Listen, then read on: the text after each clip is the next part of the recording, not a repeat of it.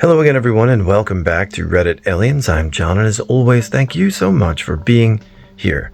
A good topic for you today. Let's do it.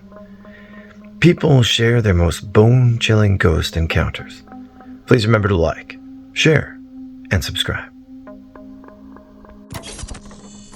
My buddy James lived in a rented house that he was able to rent immediately after the previous renter died because his wife is a paramedic and she responded to the previous tenant's 911 call. He was having a heart attack and she and the tenant, old man, talked briefly, but his condition worsened before they even got into the ambulance and he died right there. They loaded him and worked him on the way to the hospital.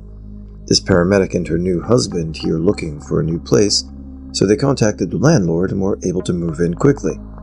James immediately told friends and family that the place was haunted. Long story short, the usual stuff, which I'll get to in a sec. He was telling me this and I didn't believe it.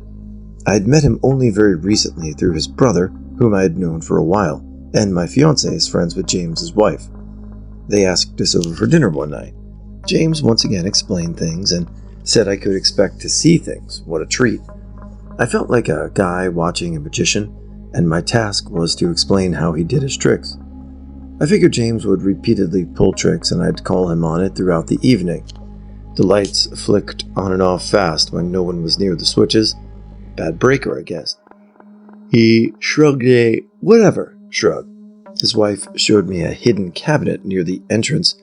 She said one night she had a dream that the old man who died showed her its location, and her husband said she got up in the middle of the night, told him to follow, and went right to it. James is a bit of a fun lover, but his wife is more straight-laced, so I tended to believe her, but that it was probably her unconscious thought, or maybe she knew about it when she had responded to the 911 call and first came into the house. There were loud footsteps upstairs. I ran up, but I couldn't find no setup or any practical joke. The two doors closed themselves. This was beyond James. He just shrugged and looked at me with the expression like, see? I've been living with this for a while now. I went into the kitchen alone for a glass of water shortly after James's wife showed me the hidden cabinet. Someone had moved my car keys from one table to another while everyone was in the dining room. The biggest kicker, though, I saved for the end. We're discussing this stuff and I still don't really put my heart into believing, but I admit I cannot explain doors closing or footsteps. We get talking and I say, James, I love you, man, but it's going to take a whole hell of a lot more than this to convince me. Maybe the ghost can call us on the phone or something. We were all having a laugh and the phone rings.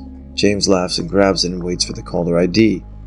I'm not even close to kidding when I say I had about to sit down, bewildered, when I saw my own number from my house on its caller ID while I was there with my fiancé in his living room. Nope, no one was at my house. I'm not sure about the existence of ghosts or what they really are, but here's mine. My father passed away when I was very young, too young to remember anything about him. I would always look through photo albums containing pictures of when I was in elementary school, and my favorite picture in the album was one of him when he was a young boy dressed up as a cowboy for Halloween. When I was in 4th grade, I was in the bathroom of the church my mother teaches. I used to have a slight phobia of going to the bathroom when someone else was in the bathroom. So I made my way to the very last stall, and right before I sat down, I decided to look under the stall wall and look for any feet in the bathroom. When I looked down, there was my father in the cowboy outfit in the stall on the other end staring at me. Scared as hell, I ran out of the bathroom. I have no idea to this day what it really was. Possibly a dream that I'm convinced really happened, or just a strange brain phenomenon. No clue. I've never seen a ghost or had any paranormal activity. I'd like not to believe in them, but I have 3 separate friends who are intelligent, rational people who have all had completely inexplicable things happen to them. A friend of mine was home at night when he saw his mother in the house. She waved to him and disappeared. He went upstairs and told his wife what he saw. She persuaded him it was his imagination, and they went to sleep. The next morning they got the call that his mother died the night before. If I'd heard this anywhere else, I would have cried bullshit, and I still want to, but he's an intelligent, rational person who was stone cold sober at the time. He told his wife, another rational, intelligent person, before they got the call. They don't like to talk about it, but it freaked both of them out. I worked at a castle for a bit in 2005, so already the setting is perfect for one of these encounters. Now, I never believed in ghosts, so to change my opinion on that is quite a big thing. Such as another episode, which changed my views on possible afterlife, but I'll get to that some other time. It involved being dead for 2 seconds. Anyhow, this ghost. I worked alone, up in the rafters as a sound and lighting technician, so I had my own little perch above everybody as I did my work, and after working, I had to head through a corridor that only I and 3 other staff go through. They only use it as a shortcut to get to some hotel rooms. It's not really a corridor to shout about. It's a bit dingy, has the musty old castle smell to it, and not very ornate like the public areas of the castle. There's a props room along in 2 where all the stage props go, which is like a big broom cupboard. In this broom cupboard, there's another door to a corridor that's unused, but some of the more daring and younger staff know it takes them from there to the laundry area really quickly, cutting off 2 or 3 minutes of their journey. They're not supposed to use it on health and safety grounds, but you know what young people are like. This corridor has all the hallmarks of creepy. It's not lit, it's dark, has cobwebs, and is long with only a few dingy windows. Already that's enough to steer me away. This one night, I was putting some props back in the props cupboard when I heard footsteps moving insanely quickly through that corridor. I instantly freeze and stare at the door thinking, what the holy And next thing I know, 2 of my friends have just barreled out of the door and crashed onto the floor, pale as and out of breath. I kneel down, grab Martin, and pull him up. He's freezing and has the literal, you look like you've just seen a ghost look on his face. He's shaking and stuttering, but he says to me, open the door and tell me what you see. So with Martin and Emma staring at me, I help her to her feet too, before you ask. Both pale-faced, I nervously edge over to the door, knocking over a sword on my way and nearly crapping myself. I take all the courage I can get to glance down the corridor, and towards the end of this dark, unlit, dingy corridor, there's this shimmering light and just this gray figure standing there. A woman in a dress, typical of the old occupants of the castle. She's staring out the window and not moving, just standing there. Martin and Emma are peering over my shoulder by this time, and we stand there for a good minute or 2 just staring at her. She doesn't notice us. I don't think she can. She's a ghost and unable to interact with us, I guess. It was strange, really. She was so calm looking. The scene was really tranquil, but really fucking scary. She then turned and walked the opposite way, disappearing through a door. All 3 of us left our jobs there soon after. It just freaked us out too much. Good thing too, because I got a better paid job at a gig venue. One of my cousins purchased a home that they felt was haunted.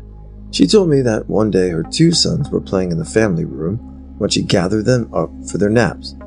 They had been playing with their cars and generally had made a mess of the room. She took them upstairs, laid them down for their naps, and then went back to the family room to tidy it up. When she got there, all the toys had been put away, the furniture straightened, and all the books that had been strewn around were stacked neatly on the coffee table. She said things would randomly get neatened when no one was around, and their dog would often growl at a chair in the family room when no one had been in there for a while. I lived in a haunted apartment for a year. The apartment was 12 feet by 8 feet nothing. I started having these reoccurring dreams of a young woman asking me to follow her and thought nothing of it, but never followed her in my dreams. One night I follow her in the dream and she crosses a stream and I stop. Nothing weird about that except for the guy across the stream loading a clip into his gun, cocking the gun, then discharging the clip over and over. I wake up from my dream to see a shadowy figure dripping wet in the doorway to my bathroom. Freak out and look away to see the same man at the foot of my bed with the gun. I throw the sheets over me and look back to the bathroom and she's gone. Look back to the foot of my bed and he's gone. Time goes on and the dreams are now every time I go to sleep, but only at my apartment. One night I wake up to my TV turning on and flashing through the channels, with the volume continually getting louder. I try my remote, doesn't work. I try the buttons on the TV, nothing. So I unplug the TV and go to bed. I wake up in the morning, plug in my TV, and sure enough, It's in the 200s somewhere, with the volume cranked. Weird thing is, the TV shouldn't reach those numbers. And when I changed channels to get the TV back, I couldn't get back to those channels. As time goes on, I start having lights going on and off. My radio would turn on, change channels, bulbs in the apartment would explode or turn on their own at night, and towards the end it was day and night.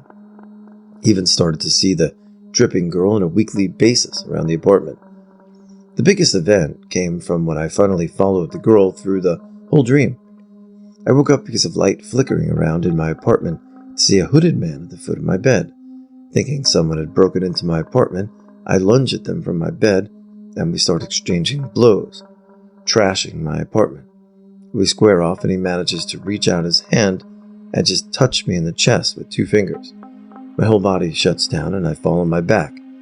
He then proceeds to crawl up on my body and stand on my chest.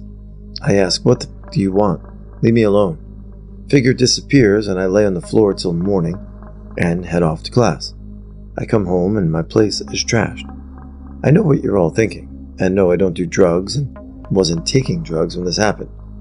Other people experienced the lights, but only one other person ever saw the girl. I mean, a recurring dream of a wet girl and a dude covered up. Sounds like the plot of a movie or something, but if that really happened to you, that's freaky as heck, man. So, anyway, hope you're all doing well and had a safe and happy 4th of July for those in America. For England, not so much. I had an old Navy buddy, let's call him Sam. We were early adopters of online tech. For example, we played Cyberstrike together on the Genie network. We both joined AOL when it was still sent out on floppy disks. Due to military transfers, we rarely saw each other, but we stayed in contact with AIM. We both left the Navy, Sam going to the airlines, and I went into software development. Every few days, we'd chat on AIM, usually something related to flying. About a year ago, Sam died of cancer. A couple of weeks later, I'm at work with AIM running. I hear the door opening sound effect announcing a buddy has signed in. I alt-tab to AIM, and there's Sam logged in. Intellectually, I know it's not Sam. His wife has turned on the computer, and AIM is set to launch on startup. But it did freak me out for the rest of the day. Sam pops up on AIM every couple of months now.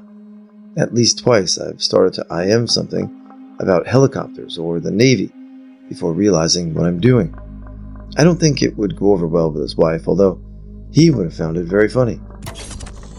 When I was younger, I was living in an old part of Liverpool that had been badly bombed during the war. Most of the houses on the street I lived on were either destroyed, damaged, or empty. I lived on the top floor of an old Victorian row house. The houses either side were empty and boarded up. There was a young couple on the ground floor. The middle floor was empty, and I lived on the top with my dog, Blue, an old English sheepdog, blind as a bat. One evening I was making my dinner when I heard awful screaming coming from downstairs. I looked over the banister to see the girl that lived on the ground floor, crawling up the stairs screaming and screaming that he was dead. I ran downstairs, and she was hysterically pointing to their bedroom. I went inside, and there's her boyfriend, Tony, laying on the floor. He's dressed in women's clothing, fishnet tights, high heels, short skirt, etc. He'd tied himself in chains with snap locks and had put a plastic bag over his head. I could see his contorted face through the plastic, his eyes and his mouth wide open, as he must have struggled for his dying breath. I leaned over and touched him, but he was stiff as a board. I guess he'd been dead for some time. Anyway, the cops and ambulances came and took the body away, and his girlfriend's family came and took her away too.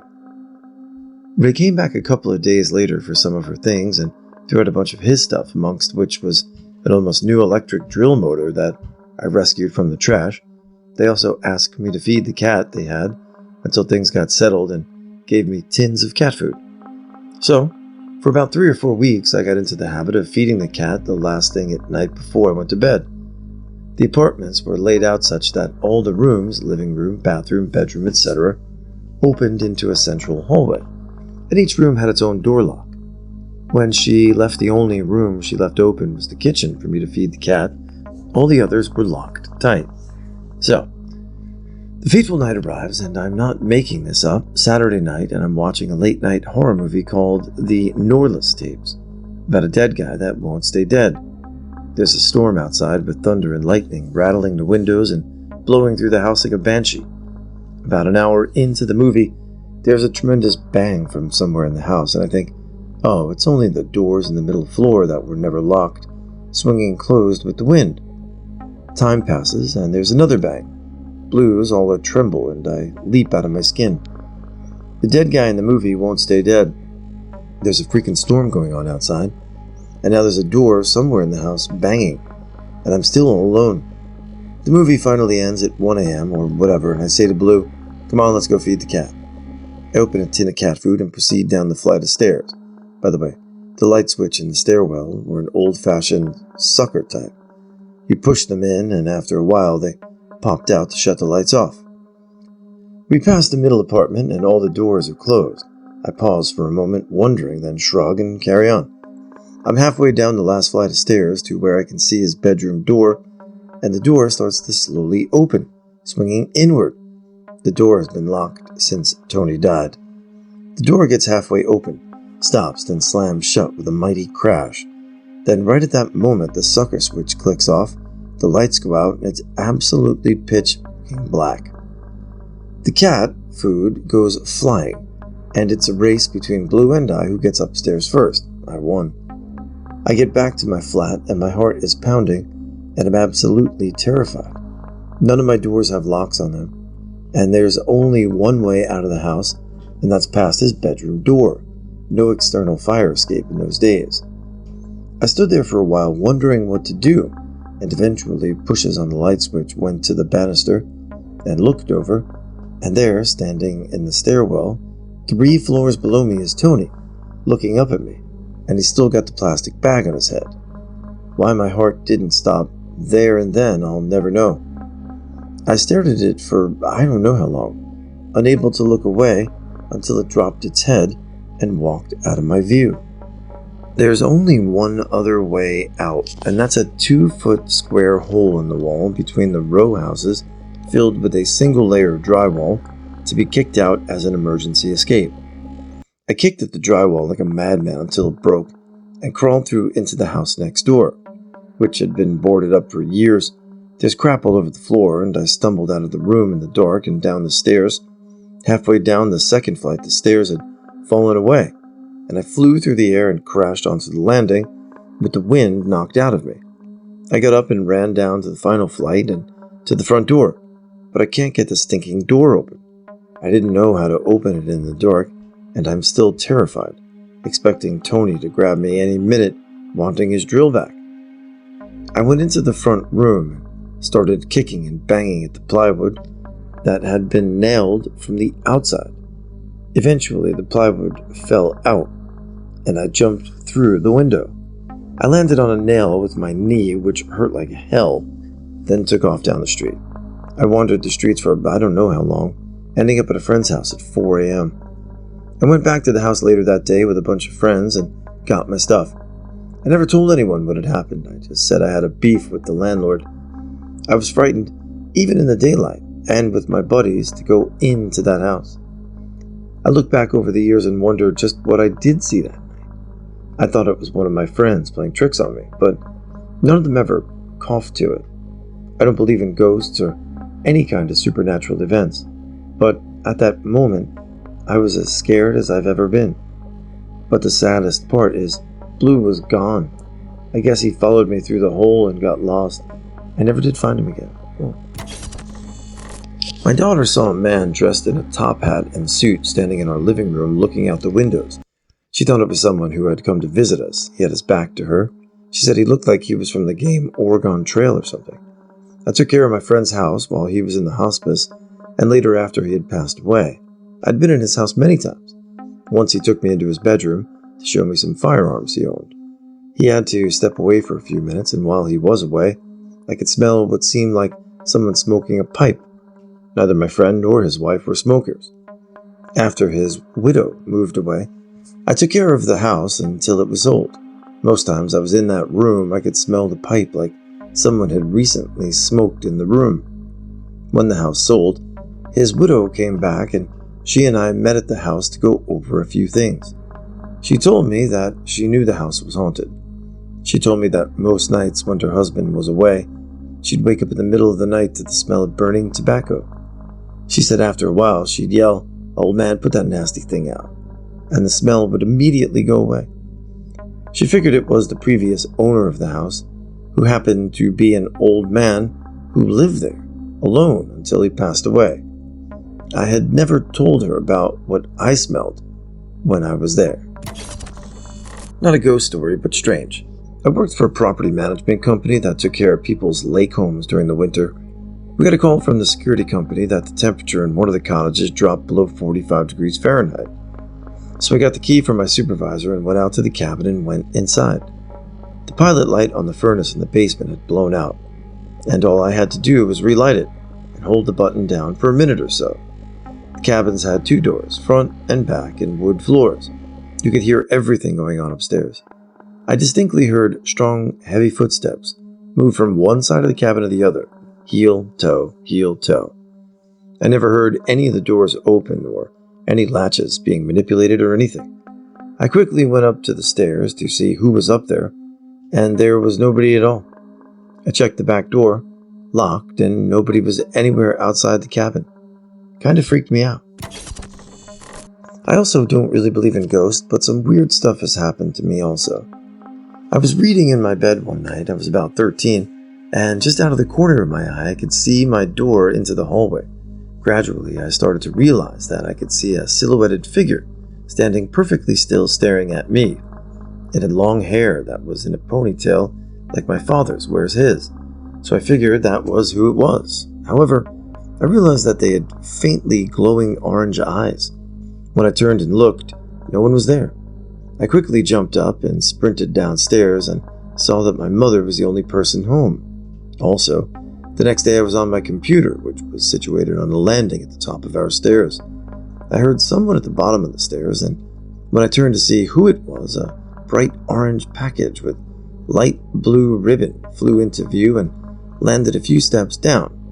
When I went to grab it, there was nothing there. I asked my mom if she had thrown anything up the stairs, and she said no. I can still vividly remember both of these experiences, and I remember never being able to sleep in that house. The first night at our new house was the greatest night's sleep I've ever had. Like I said, I don't believe in ghosts, but damn, something was up with that house. Creepiest thing to happen to me was being in my room very late at night, sitting a few feet from my wooden desk and hearing the sounds knock, knock, knock come from it, like someone beat their knuckle as hard as they could inside of it. Didn't come from the top, but from inside one of the drawers. 3 perfectly timed and very loud knocks. I can't emphasize the loudness. Not casual knocking on your door knocks. I'm talking serious effort knocks. I had had that desk for years, and the wood never settled or made any noise at all. And then out of nowhere, it sounded like someone is inside it, beating on it. Several unexplainable events. My family used to live in a house in Mississippi when I was about 2 or 3 years old. My mother and father both swear up and down that the place was haunted. The kitchen cabinet doors would open and close on their own accord. The attic door in the garage would randomly open, and the light would flick on and off sometimes. Not just the power, the switches. Another odd thing, when I was 7, my brother, and I had rooms connected by a Jack and Jill bathroom and closet. I had a terrible dream that the back half of my room, the bathroom, and the back half of his room had been on fire. The rest of the time we lived in that house, I could not for the life of me drag myself into that part of the room that had been burnt in my dreams. If I got too close, I would get goosebumps and the shivers. Lastly, when I was about 8 to 9 years old, my father swears up and down that he was in his room in the bathroom and he saw me and my mother walk through the hallway behind him while he was looking in the mirror. He then spent an extra 10 minutes searching the house for us. But we has both been in the car waiting on him so that we could go to my grandmother's. I was a congressional page in the unicameral at the Nebraska State Legislature when I was a teenager before I got my first real job at Pizza Hut. In then Governor Ben Nelson's office, There was a room I wasn't ever allowed in. He told me it was off limits, and I just simply didn't pursue it any further. I was young and wanted to make the old governor happy. So of course he leaves the door unlocked one day. I'd been quietly working in the same room as him all day, so I noticed he didn't lock it. I waited for him too, but he left before remembering. I watched his car drive away from downtown Lincoln, and after waiting about 45 minutes just to be safe, I went into the usually locked room. First thing I noticed was that it was amazingly clean. No dust. Impeccably kept. This room was never used beyond the governor going in there at length of half an hour at most to read, is what he told me. There was a very old-up dresser with 5 drawers that would have been nice originally, but was clearly out of place in the governor's office with all the other fancy shit. To the point of the story, in the bathroom drawer of the dresser was one piece of paper, probably as old as the dresser itself, with 12 female names on it. This is when my head got kicked over. I started to see eyes the second I looked up from the paper. I saw a pair of eyes watching me. I freaked out because I couldn't tell where the person was. I put the paper back as close and as fast as I could to where I remembered it being and ran out of that fucking little room. All this time, these eyes were still on me. I quite literally ran away from that job that night. I still haven't apologized to Ben Nelson. You know the second Futurama movie, The Rift in Space? That thing seems to be the same distance from everywhere in the universe, right? The eyes I started seeing are like that. They go away when I close my eyes, but when I open them, they seem even closer or more intense. In college, I was living in an apartment near campus. We would always have weird things happen, like footsteps on the stairs and objects being thrown down the stairs. We also heard voices and a small child laughing. One night when my husband was out of town, I was sitting at the computer in our bedroom. I heard someone walking upstairs, and since I was alone, I turned and looked. There at the top of the stairs was a hazy black figure.